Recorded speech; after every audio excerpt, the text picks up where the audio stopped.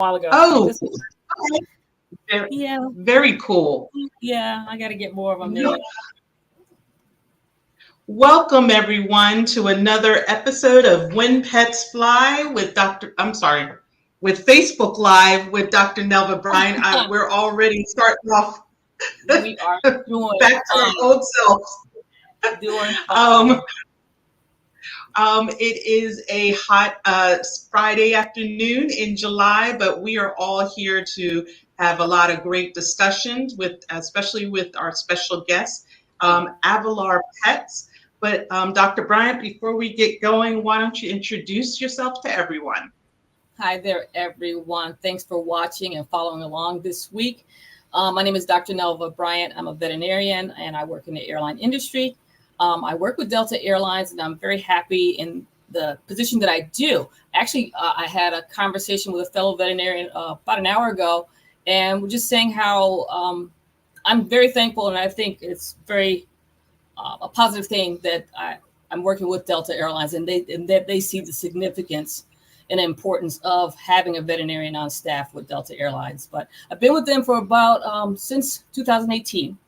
I was brought on staff to help review and revise policies for animal transportation. And in that role, I started seeing some things that potentially pet owners can do to prepare their pets better for air transportation. So with that, I developed When Pets Fly. Then I met Greta, and we got the creative juices going even further. We've expanded to now have we have our Facebook Lives events. I'm sorry, let me back up. We have our social media presences on Facebook, LinkedIn, and Instagram. Greta, I believe it was your idea to start the Facebook Lives, and these have been awesome. And what initially we were doing is we thought we were just going to be talking, just sharing information with pet owners, but it's turned into more where we're sharing information about different stakeholders in the pet, or not the animal transportation industry, basically, because we have folks from the zoo animal industry with us. We have folks talking about service animals. We have pet shippers. And today we're going to have something a little bit more interesting. We're going to have someone with that's representing pet and jets, basically traveling on jet services that are geared for traveling with your pet. So I'm very excited about that today, but that's who I am. We've been doing this for a while. Please, Greta, introduce yourself because you're a strong part of what we do as well. My name is Greta Russo, and I work with Dr. Bryant in this adventure that we're on. I like to think of it as an adventure because every day we are coming across something new, and every day we get excited to present something to everyone that follows us. And, it's just amazing how we really started off thinking we were just creating something for pet parents. And at least for me, how much I've learned since the beginning and realized that, this whole animal world encompasses so many touch points with people who just want to make sure animals live a happier, healthier life. As far when it comes to traveling. So this has been a great adventure, and we look forward to continuing on this path and bringing everyone a lot more great news. And speaking of news, we are less than a month away from August 1st, where we gave everyone the warning. August 1st, there's big changes coming, so we probably should reiterate that and then what that really means to everyone in animal transportation. Definitely. Yeah. CDC has a new ruling for the importation of dogs into the United States. It goes into effect on August 1st. So please go to CDC's website. They have a little, I guess it's like a little AI thing, but it's called Dog Bot. It will tell you what your requirements are if you want to leave the country and come back with your pet, or initially just traveling with your pet to the United States. It will give you all the requirements. They are very detailed. It's a lot, basically. You need to determine, for those that potentially are traveling out of the country with their dog, Just be aware and know that you have to meet CDC's dog importation regulatory requirements upon returning. You can't just say my dog is an American dog. Not going to work. In the past, CDC had it where you could do a confinement agreement. That was many years ago, and then they switched to an import permit, which you have to apply for. And I believe it's in that standing now. You have to have a series of documentation. I don't even want to say all because I don't want to make a mistake. Please go to the CDC's website and research that information. The requirements will depend upon the country you will be originating from. So like I said, saying that you have a U.S. dog and then you go to say, I don't know, you go to Egypt, is not going to work. It's where they originated in that travel. So U.S. dog going to Egypt, requirements are going to be based upon being in that country, Egypt, not the U.S. So be aware. It's really detailed. It's impacting a lot of industries. It is impacting the airline industry with travel, and it'd be good to hear also with, like I said, with our guest here today, his thoughts on it. And it's going to impact, like I said, if you're traveling, your fellow veterinarian is going to be impacted by it. You go to your veterinarian and get an international health certificate to that destination country, realize you also need to be talking about what you're going to do to get back to the U.S. at that time. And you can't use those original documents to turn around and come back. So be aware, they're very specific requirements. I think I just want to point out real quick, and correct me if I'm wrong, but the CDC is the organization everyone has to go through to enter the United States, whether that's you're already an American or even a foreigner visiting America, correct? Yes, CDC is going to be looking. There's multiple agencies in reference to that. There's also, well, initially when you come into the U.S., you go through Customs, Borders and Protection, I believe it's called. But you go through Customs, and they're going to see if you meet the requirements. And actually, that's for any item that comes into the U.S. You could have turtles coming into the United States. They're going to go through Customs first, and then through Customs, they're going to enforce the different regulatory requirements of the various agencies that has authority over that item. So if it's for turtles, it might be Fish and Wildlife Services. For dogs, or any other animal that can potentially transmit a disease of public health significance, it's going to be CDC. CDC also does have something for people as far as they're coming in, making sure if they're an immigrant and making sure they're clear of certain diseases and what have you too. So there is a portion for CDC regarding that. I don't know if that's for every person coming through, but either way, Customs, then there's all these individual requirements or regulatory requirements based upon the item, you or the product, whatever. And the new regulations that begin August 1st, do they only apply to dogs, or what about if you and your cat went on a trip and came into America? No, it's so crazy because the requirements for cats is just they have to appear healthy. And they're recommending that they have a rabies vaccination certificate, but it's not a requirement. But they must appear healthy, which is kind of subjective because how does Customs CBP officer know what a healthy animal is supposed to look like? So it really is kind of, there's no veterinary in our country. Remember we had the conversation with Varun, and he was talking about his country in India, how they have different quarantine facilities and they have veterinarians there on staff to examine animals and do everything there. Well, we don't have that here in the U.S. Right. It's CBP, and they don't have veterinarians on staff there that I'm aware of, but there's CBP, and then they're supposed to make this interpretation on the animals. Now, so yeah, it's very interesting. Well, so it sounds like these new changes that are coming up in 2 weeks are strictly for dogs. So I'm hoping that all dog parents who are following us definitely look, if you're planning on traveling out of the country, out of the United States and returning, definitely make sure you check out the cdc.org, .gov, and definitely, if you plan on traveling from another country to America, make sure you check out cdc.gov as well. And these requirements are going to be, again, all dogs. Even if you have a service animal and is a dog, it's going to require that you do this in advance as well. So be mindful of that.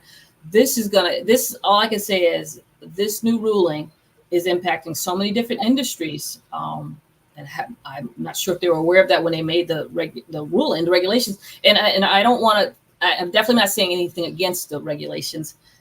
They have a purpose, and it's needed in the U.S. We do need to have more stringent rules and regulations to prevent the entry of rabies, canine variant rabies into the United States. That's definite. But I think right now the way it's going, it's a little bit, we're not ready for the level. Maybe we need to go up to another level to get to that stringent level, because they're extremely stringent at this point. Right. Well, let's bring on our special guest. It is 10 after, and it's time for us to bring Avolar Pets, which is another jet service that helps to transport and I guess dogs and cats mainly on a private jet. So let's bring Elkin on, and we'll be able to introduce him to everyone. Hi, Elkin. Hello, Greta. Hello, Dr. Bryant. Hi there. Excuse my dog here. That's all right. So okay. Elkin, can you hear me okay now? Yes. Yes. I have that effect on people. Every time I do a video call, their pets start going crazy in the background. I don't know if that's a good thing or a bad thing. I don't know if that's a good thing or a bad thing. What sense I'm tickling there, but that's great. Absolutely. The dog knows that there's a man in the building. Yeah. I'm a friendly man. Well, Elkin, She heard a voice, a strange voice, like, who's that? Yeah, right? absolutely. Well, Elkin, hold on 1 second so I can read the introduction, and then we will go right into our lively conversation. Let me tell you about Avolar Pets. Greg Doan, co-owner of Avolar Pets, who unfortunately couldn't join us on the call today.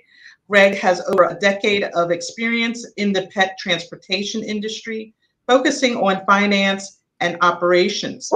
Known for his problem-solving skills, he has worked with one of the largest corporate pet relocation companies globally, where his efforts contributed to the company, earning multiple corporate relocation awards.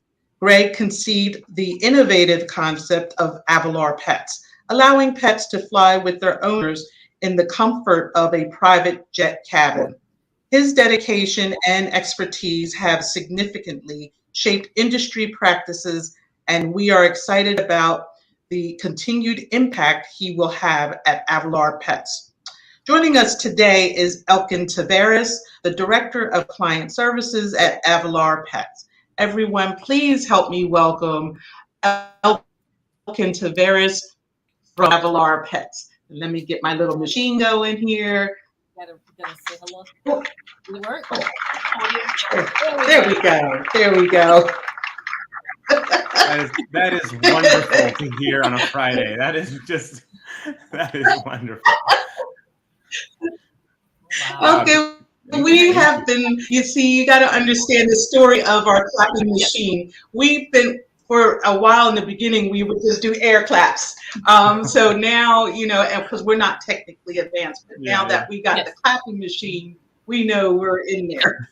And before that, but welcome. I had bought something off of Amazon, and it was supposed to be a sound machine and all these things. And I couldn't figure out how to work it. I couldn't figure it out, and I had it for like 6 months. Couldn't figure it out. So I sent it to Greta, thinking she could do it. Yeah. She couldn't figure it out. So now we have a different system here. Yeah. No, that's wonderful. That's a nice little touch. You know what? Don't tell any of your future guests you're doing it. That's a nice little surprise too. They'll be like, "What the heck?" Yeah. Well, exactly. No, that's great. That's great. Well, good having you. Definitely. Well, welcome, Elkin. Yeah, thank you. And we met off of Alignable. Isn't that where we first met? Kind of. Yeah. So yeah, we I don't know exactly how it happened, Dr. Bryant, but when we first launched the concept or idea in December of 2023, I'm diving into little parts of our interview here, but we come from the corporate pet relocation space. So our partnerships and relationships were with some veterinarians, with IPATA pet shippers, ground transportation agents, Dog on Taxi, who I know is sponsoring this on Facebook Live. So hi, Rebecca. So we're partners with them as well. I think some way or another, degrees of separation, your name popped up, your platform came up. And I think I watched some of your videos and I was like, this would be a great resource or great connection to have as someone who's starting out in the industry. So that's where we saw you. I didn't know you were involved in pet shipping itself. So that's wonderful. Even now, a way better resource to have as we continue to grow. But I think that's how we came to find each other. And then, because Alignable was most recently, we linked up on there. But I think I know Rebecca mentioned you guys at some point when her and I went back and forth about a potential client. So I think we're all in the same kind of bowl now, and that's how we came about it. Oh, that's good. It's a small world. It really is. Oh, it is. It's a very niche industry, but it's a very small world once you realize who's in it and what we do, But no, it's been great so far. So, well, thank you for joining us today and going right into the interview, because this is going to fly by fast. Tell us, what inspired the creation of Avolar Pets, and how did you get started in the pet transportation industry? Because we don't have that much time, I'll try to keep it very short. But I started working as a veterinary technician right after college, and I switched majors to pre-veterinary medicine, Dr. Bryant. And I really had a passion and love for vet med, and didn't end up doing that after college. But when I moved back to Connecticut, where I'm from, I started working at World Care Pet Transport, which is it's a global corporate pet relocation company. They handle corporate mobility and handle like a white glove service for pets all over the world. So I started doing that, really fell in love with the corporate part of it, the logistical part of it, but also having the background of veterinary medicine really helped kind of deliver that next step of service that these pet parents required. So the love of pets and animal medicine, along with the logistics operational part of it, really kind of married my love for the industry. And then, I really enjoyed what I was doing. I was promoted to director of client services, started working more on the corporate side of the business. But then Greg and I saw that the cargo transportation, and I don't, a lot of people think that the shared private space is a direct competitor to cargo transport. I don't see it that way. I mean, I came from that, and Dr. Brian, you're in it now, working with Delta. There are thousands and thousands of pets that are transported via cargo each year. That will be, for the immediate future, the primary way pets are transported internationally and domestically. So I don't think that's going to be drastically changed anytime soon. So I'm a big advocate for refining and helping policies to help cargo and excess baggage transportation for the everyday pet parent that needs to travel with their pet. What Greg and I saw was that cargo transport was not a one-size-fits-all glove for every pet and every pet parent. So that's why we decided to create Avolar Pets. We're not coming from a private jet charter space or a product-centric approach.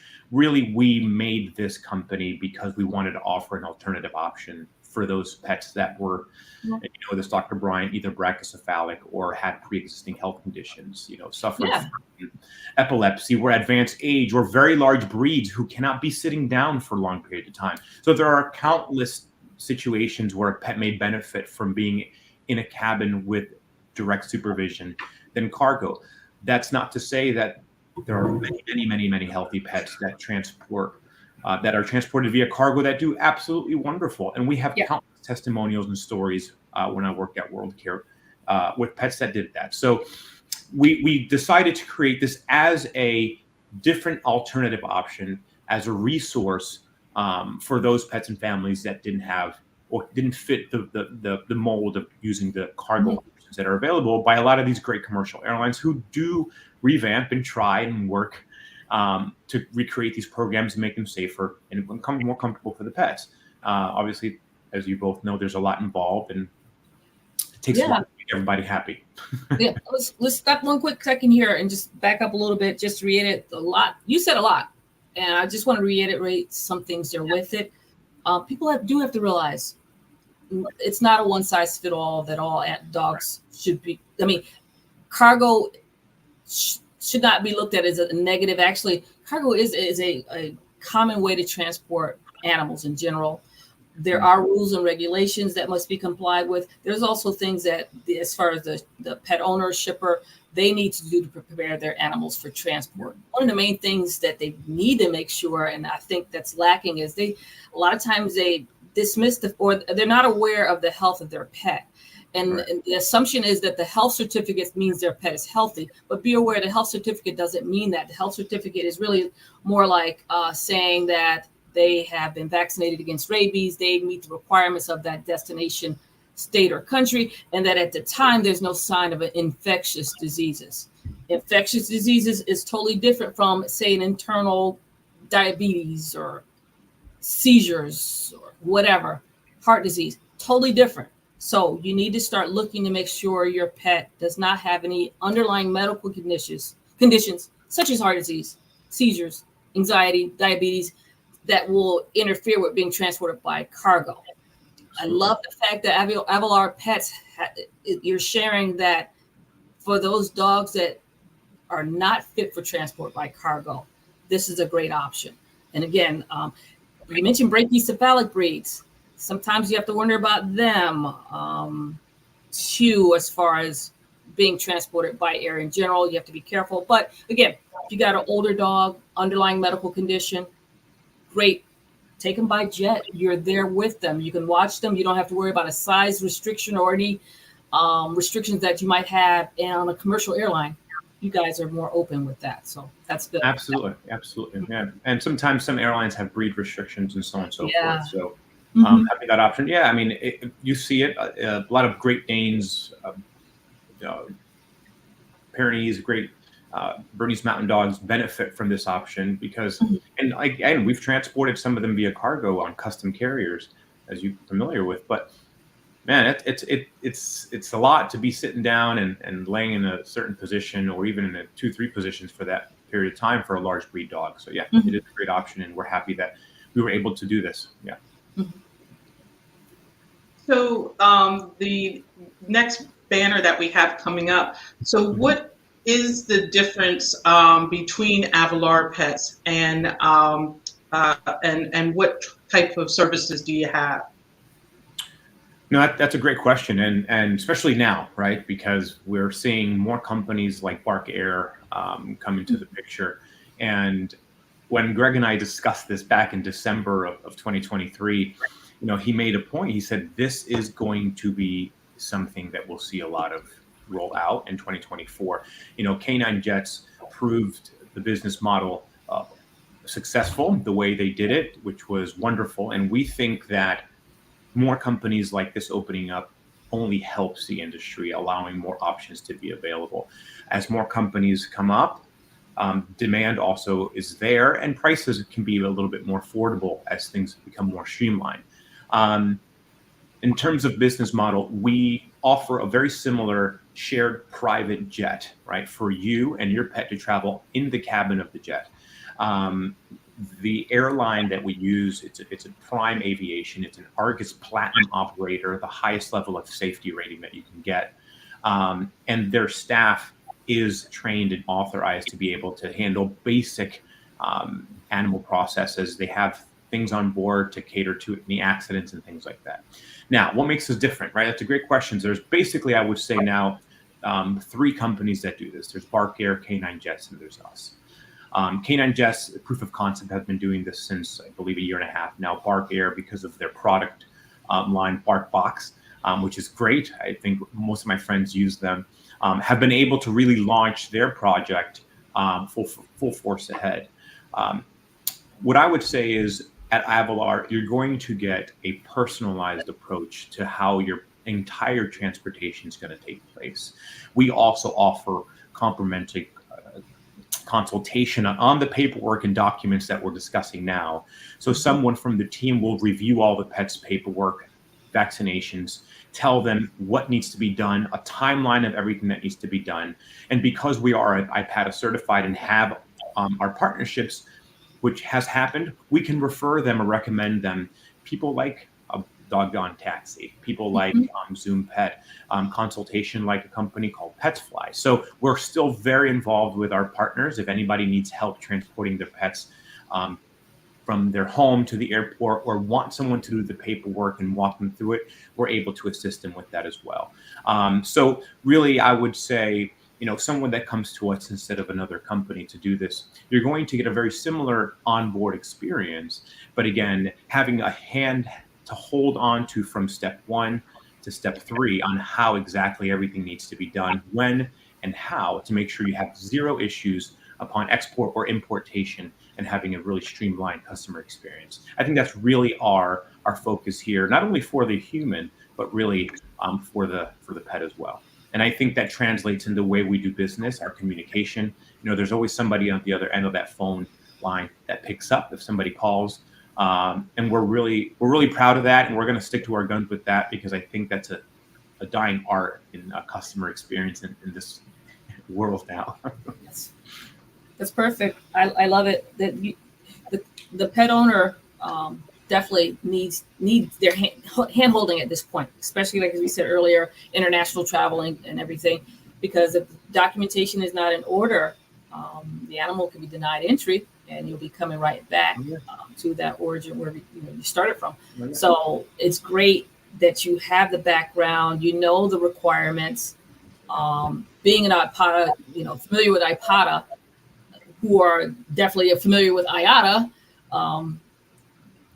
It's a win-win situation to have everything done like that. Question for you though: say if I wanted to travel somewhere, because we know there's a timeline to everything we have to do, as far as meeting certain requirements. How far in advance would someone need to connect with you, say if they want to travel? What do you think of the time frame? That's a great question. And right now we are focusing, again, because we're doing this on a need basis. We really want to help. Right now, the need is USA, UK, really, because that's where there's a big demand for that, because you have to travel as either cargo or private into the UK. There's not that many options for in-cabin. The general answer to that, Dr. Bryant, is as early as possible. Okay, and that's my mentality when I was at World Care. We used to handle Australia, Japan, New Zealand, and sometimes countries from rabies endemic to those countries, which is almost like a year-long process of getting those documents together. So I would say the rule of thumb is as early as possible. I'm working with clients that are moving in the spring of 2025 right now to countries that only require 30 days notice, but that's okay. They are in a very comfortable spot knowing that all their pets have everything they need right now. And all we need to worry about are the 30 days before health check, 10 days before endorsement. So as early as possible, as part of our service, like I said, we'll help you understand that there's nothing you need to do for the immediate future. And we have timelines and checkpoints in place to check in, make sure that things are getting done when they need to get done.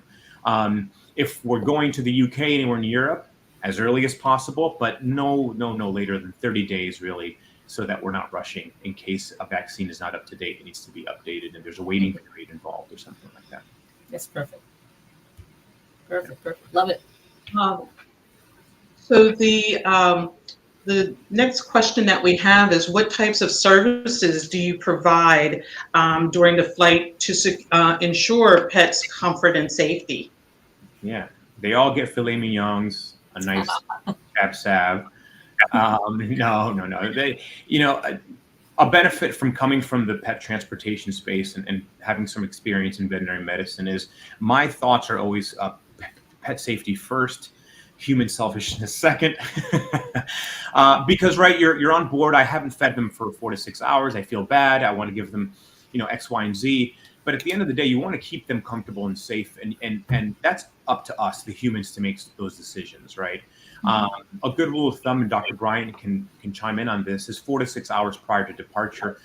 Reduce the amount of food that they're eating. I'm actually in the mindset of don't give them any food 4 to 6 hours prior to flight, and small amounts of water, just to minimize the variables that are in play when you're 35,000 feet up in the air and you have limited resources. Now on board, we do have some doggy snacks, obviously some biscuits and things like that can be given, readily available water. This is for the pets. And there are blankets that they can use. People are welcome to bring their own, obviously, because it has the scent of the home and the pet owner. It makes them feel a little better. For humans, full private jet travel experience, open bar, meals available upon demand, and things like that. But I'd rather be safe than sorry. So we have some snacks and things like that for the pets on board, but we do want to keep them fasting during the flight for the most part. Do you travel? Is it just dogs only, dogs and cats? If it's cats, the cats have to be the carrier. Do the dogs have to be tethered? All these just come to mind. That's great questions, and that was another topic that comes up a lot. And just like the other shared models, cats must remain in travel carriers at all times for obvious reasons. And then the dogs must be on a leash. And they can be, obviously, they're depending on the pet. We have seating arrangements that are set up prior to. We have a profile that gets sent out to the owner, asking basic information about temperament, pre-existing health conditions, medications. And with that, the team discusses basically a seating chart and arrangement based on breed, temperament, medications, triggers, things like that, to make sure that everyone is as comfortable and safe as possible during the flight. Mm-hmm. Oh, that's the next question there on the screen. So yeah, we do have a profile that gets sent out, and there are different parameters and things that we choose to make those decisions. And obviously size, if we have a large dog, we want to put him in a better position. Yeah. Right. If a person has, do you limit the number of pets one person can have with them? I mean, it's a great question. So the aircrafts we use are G4s. Most of them can comfortably seat anywhere between 13 to 15 passengers. Mm-hmm. We cap that at around 10, meaning there are extra seats then, but there's also extra space. And we want this to increase space for the pets that are going to be laying down on the floor, and in case someone does buy an extra seat and wants Fluffy next to them, right? Mm-hmm. And that's completely fine. Is there a limit? No. One ticket gets you either 2 small pets under 50 pounds or 1 large dog over 50 pounds. A benefit of working with us rather than one of the other companies is that's not... that can be discussed, for example, depending on the final number of tickets sold on that flight and the type of pets on that flight. If we have mostly cats and somebody has 2 large dogs and we have the space for it, then we can perhaps try to accommodate them on board, or any variation of that situation. It's not a dead deal if you have 3 dogs and there's not enough space that you think, I'm willing to work and see if we can get you guys to where you need to be. Again, my priority and main focus here is to try to get owner and pet to where they need to go safely, right? So we'll try to work with them. Awesome. Can you explain how the shared private jet model works and the requirements? Yeah, absolutely. And to give background on why it works like this, it's expensive, right? Private travel is expensive. Chartering a jet is expensive. So most charter companies, the bookings have to hit a minimum number of tickets that are sold or confirmed before the jet is deemed to fly.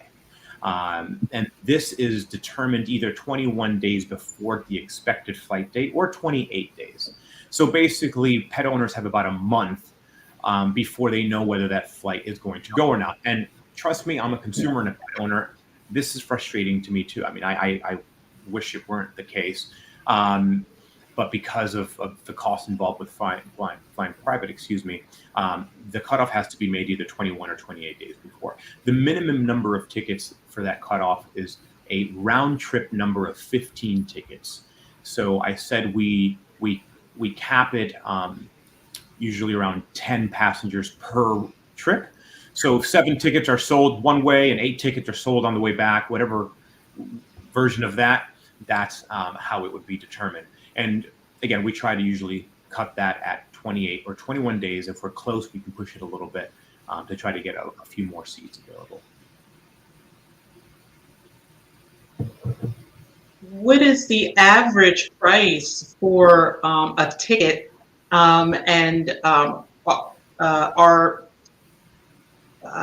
there any benefits to booking earlier than closer to your departure date? It's a great question. So we'll use the New Jersey to UK as an example.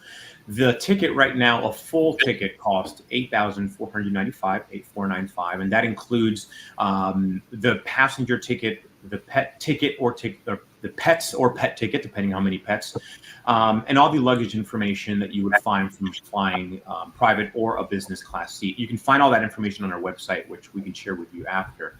Now, we do have a flight credit promotion going on. Basically, what that means is, based on the final number of tickets sold for a confirmed flight, there's a credit that can be deducted from each ticket, and that goes up to $750 off a ticket price if the flight is filled.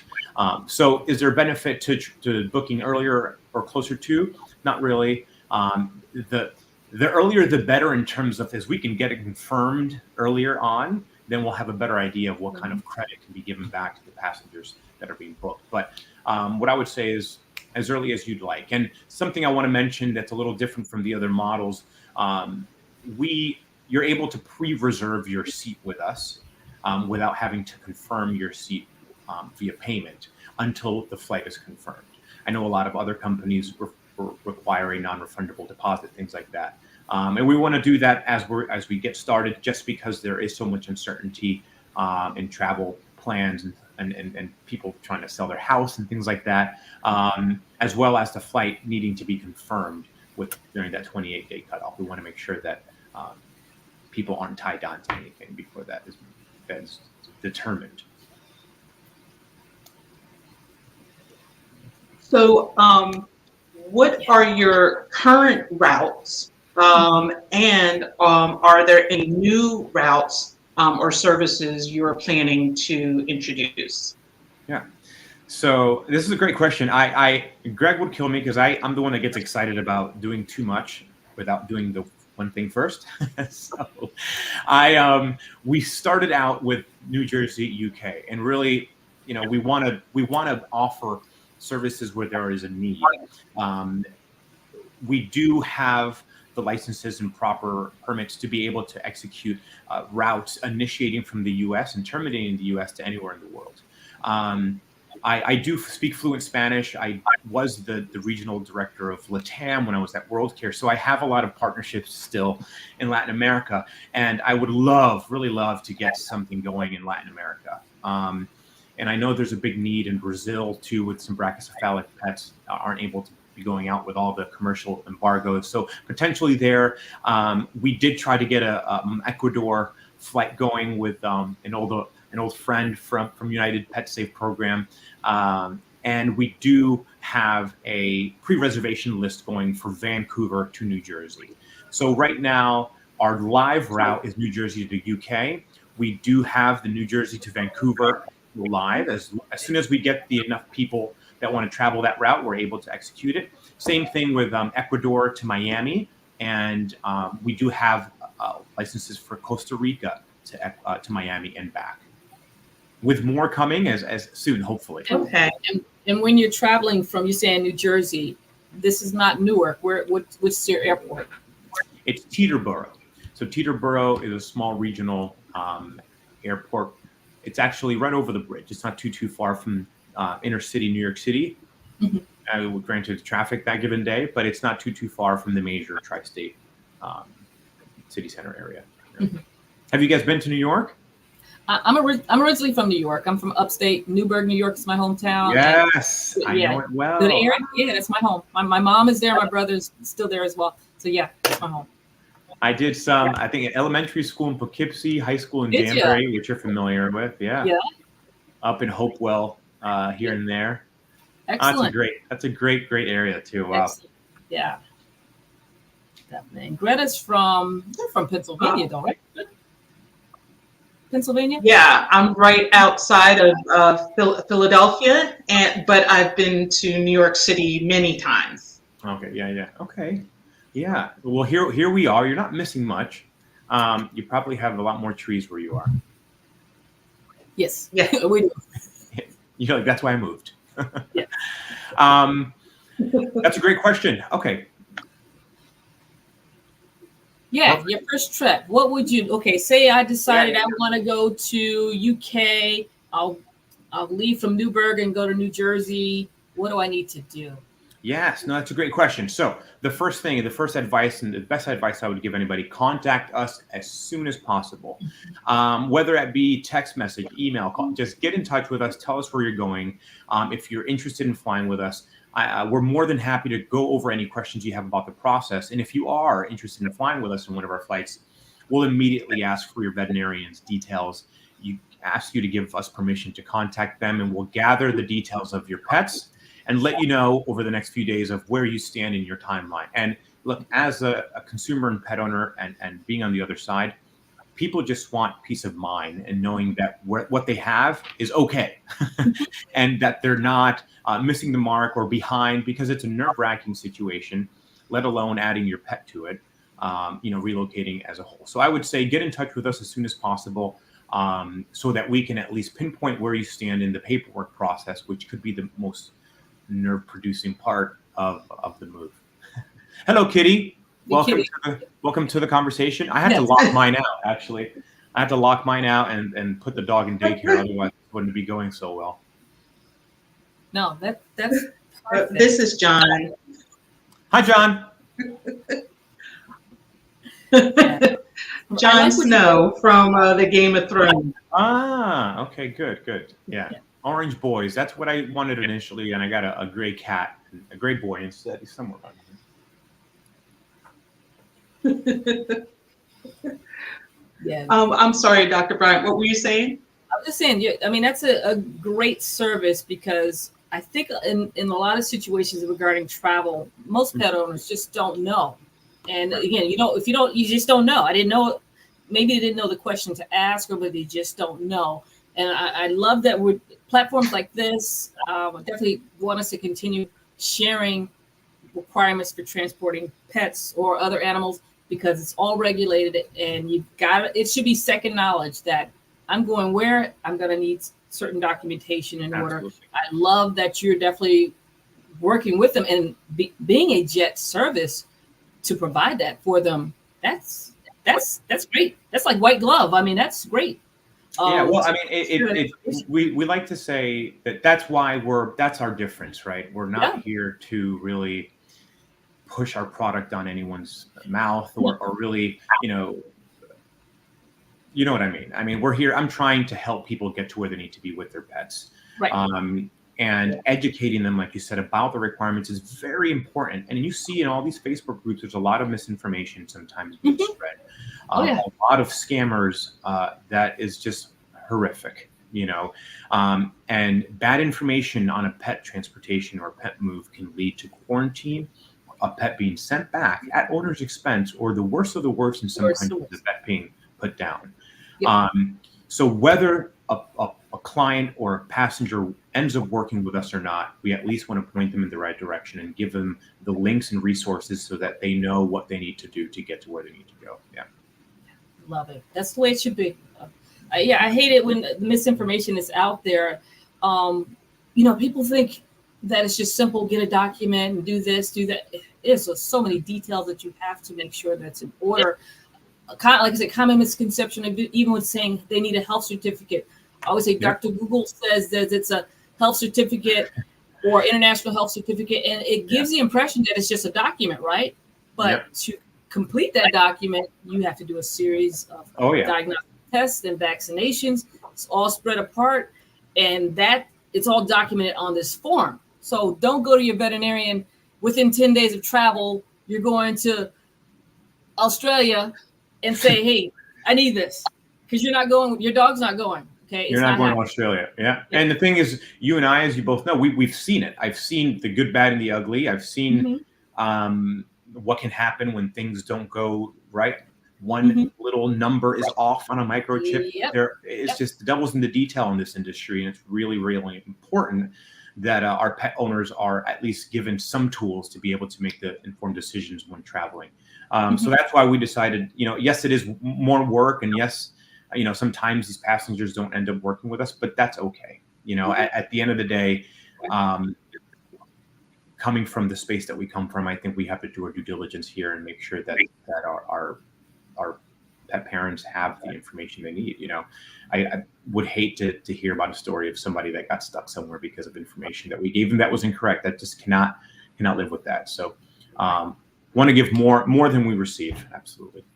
Right. So for them, and then I'll say for my fellow veterinarians out there too, when you're completing these documents, it matters. It matters. I did a presentation, a webinar with fellow veterinarians, and they were saying, why do I have to get another rabies vaccination? Why is it important that I have the microchip first and then rabies the same day or after? Why does it matter? Forget the whys, forget whatever. If it says to do it, do it. That's the requirement. So there's a lot of that too, and that's why. And I get it. I mean, like I mentioned, I work as a veterinary technician now, and you don't want to deal with it. Why isn't the 3-year rabies valid? Because it is valid in a veterinarian's eyes. Why do I have to revaccinate to go to the UK? My 3 years valid. Exactly what you said. And that hassle. Your day to day is taking care of sick patients. You don't want to deal with crossing T's and dotting I's on paperwork. So I get also why there's frustration in doing these documents, even more so now after August 1st. So not to go back to that, but that is going to change the space in the industry here. It's going to shake things up. Whether it creates more opportunity for professionals like you, Dr. Bryant, and companies that prepare documents or consult people, perhaps. But now I think everybody just needs to have correct information or a correct line to where to find the correct information, especially in the next few weeks. So that's very important. Definitely. Yeah, I think there's opportunities for, I said beforehand, a while back, there's opportunities for business to can develop from this. Because ultimately, my fellow veterinarian, I practice part-time. When I'm practicing, you're just on your feet, you're going, handle this, got a sick one here, got an appointment here, and you're going all day long. And then now I have an appointment that needs a health certificate, and I got to sit down and I got to change my thought pattern. I now have to research something. And it's difficult. There does need to be a way, and I know there's, positive health certificates. They have a service where they help veterinarians. What you're doing is a huge help with that, because again, you're bridging the veterinarian plus you're bridging all of it, pet owner, veterinarian, and with your travel source and everything.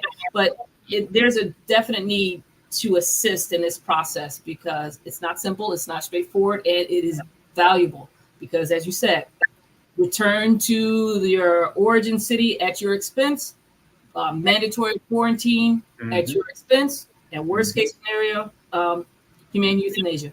Don't want it. So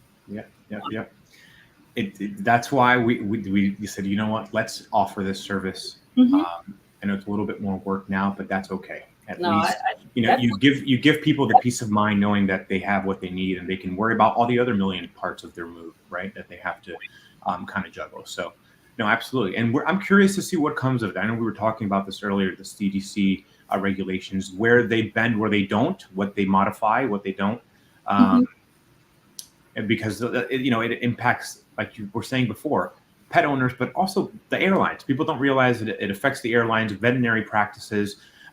There's a trickle effect when these changes get made. So it's very interesting to see how it ends up. Yeah, it's like it's a countdown. It's coming. Yeah. I wonder.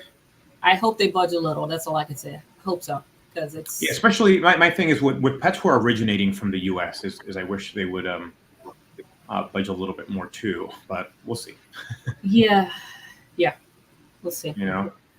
Well, I love the fact that you do offer the certificate service because it seems as a pet parent looking at this, it seems like there's like so many steps, and you got to go to this person and this person and this person, all these different places to get everything done just to get to one place.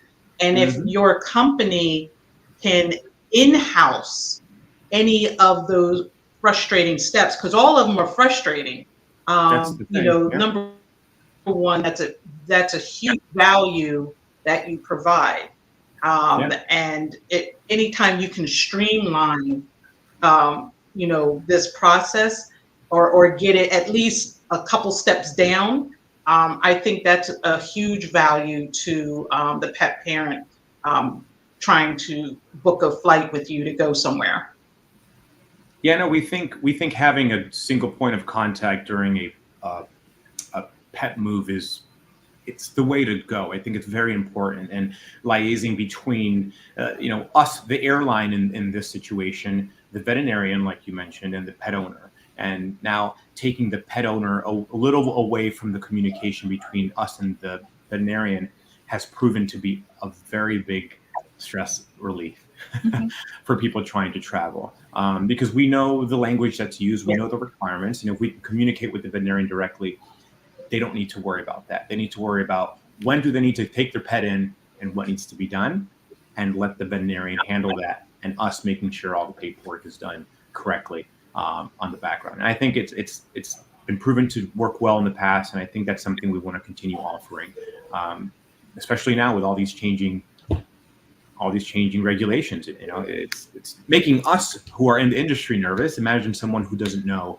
about this space, right?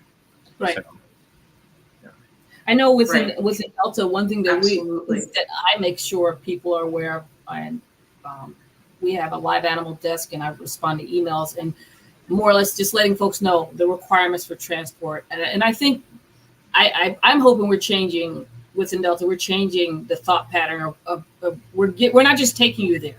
We want to make sure you meet the requirements of your destination. Absolutely. And a lot of people, it's funny. Some people look at it as almost like the airline or the jet service is just the transporter, almost like an Uber or a Lyft, but it's more to it than that. Imagine you getting an Uber or Lyft to somewhere, and then they deny you, and then now they're making what CDC is doing. They're making the airlines responsible for you with that transport and everything. But it's just very interesting the changes doing, that's a good point. Responsibilities that's going with it and stuff. So and it's making, again, the airline industry more involved with making sure the regulations for the animals meet. But guess what? They've been doing it all along anyway. Imagine this: when I travel, and I'm sure you've seen it, you travel internationally, you have to show your passport, right? You can't just go and driver's license. This has to be a passport. So in a sense, with the animals, we don't have passports for him in the U.S. for dogs, or any other animal. But if maybe there was a passport system, I don't know if that would help it. But either way, it's just making the airlines and that transportation more. The airlines have to comply with the regulations as well before transport. Right. And that's an extra pressure point on airlines, which frankly, I don't know if that's something that they should be doing. Granted, we're doing it because we're catering to people traveling with their pets, but you're seeing it from being in there. But ultimately, if the requirements aren't met, what happens? Say again, if it's a pet, it doesn't meet requirements. Eventually, they're going to have to get back. So now it's a poor customer experience in a way, because number one, the customer didn't know, And they get there and then they're mad. Well, why did you take me here if I wasn't allowed to go here? So now it's making the airlines have to know some of these requirements for that customer experience too. So absolutely. We'll see. Yeah, it's gonna be very interesting years to come. Like I said, August 1st is it's gonna be interesting. There'll probably be, if I remember correctly, like I was telling you earlier, back when the city started making some changes during COVID, there was a little bit of a halt in pet importation after they started doing that. So maybe we'll see a little bit of a 2-3 week period of just things slowing down. Maybe not. We'll see. Maybe not. You see all the buzz in the Facebook groups and stuff. I know. I was saying how the buzz is. I was telling Greta about petitions. You got breeders that are upset. Yeah. Other folks with international travel are upset. So the rescue organizations. Imagine you go wherever and you want to rescue some dogs and bring them back. So everybody's upset. Yeah. They're gonna have to do something. But. We'll see. Yeah. We'll see. Well, gosh, Elkin, this went so fast. Do we have any other questions, Greta? Oh, there we go. Thank you. Yeah. So let's see. Did it come up? Yep. There we go. How can interested pet owners stay updated on the new routes and services offered by Avolar Pets? Great question, Greta. So the short answer to that is our social media. That's our biggest platform where we share any new information. I'll share anything with you guys as well, so you're able to put that up. So it's at Avolar Pets. You can find us on Instagram and Facebook. Our website is www.avolarpets.com. On our website, there's a contact us form and phone number. You can WhatsApp us internationally. You can text us there as well. And really right now we're working on we have 2 scheduled flights for August, trying to hit the minimum for both of those flights. So asking everyone to please share the information. I do know that there are people looking to fly private based on just the other companies having sold out flights for August. So we do have availability still to and from London and New Jersey. Happy to help anyone looking. Please contact us in any of the ways that are there on your screen. Awesome. That's awesome. Love it, Elkin. This was awesome. I'm so glad because I think we had you scheduled months out. So I'm so glad we finally got here. Yeah. I think it was January. Yeah. It's been a while, but thank you for being patient with us and everything. But I'm definitely glad you're here to share information. And I love the white glove experience that you're giving to your pet owners that are traveling through Avolar Pets, because having that bridging between your veterinarian with your pet owner, your pet and everything, all the way through the jet service, that's perfect. No, I appreciate it. No, thank you both. Greta, thank you. You've been so kind throughout the whole process. And Dr. Bryant, it's been great meeting you. Again, thank you everybody who's watching, people who will watch later. Follow us on social media. Again, if you have any questions, feel free to reach out to us and share the news. In Facebook, all the groups involved, and we're here if you need any assistance. Excellent. All right. Well, thank you. Anything further, Greta? Absolutely, and I just want to say thank you to I just want to say thank you to Doggone Taxi for sponsoring this episode with Avolar Pets. And I wanted to thank Elkin for coming on and telling us about a whole nother option in private jet service for our pets. So let's see. Dr. Bryant, did you have any last minute words you wanted to? Good. We're all set. Thank you all for following and watching today. Thank you so much. I'm all set. Awesome. Thank you, guys. Take care. Have a good Fantastic. weekend. Yep. Take care. Take care. Bye-bye. Hold on, Elkin. Let's see. Hold on.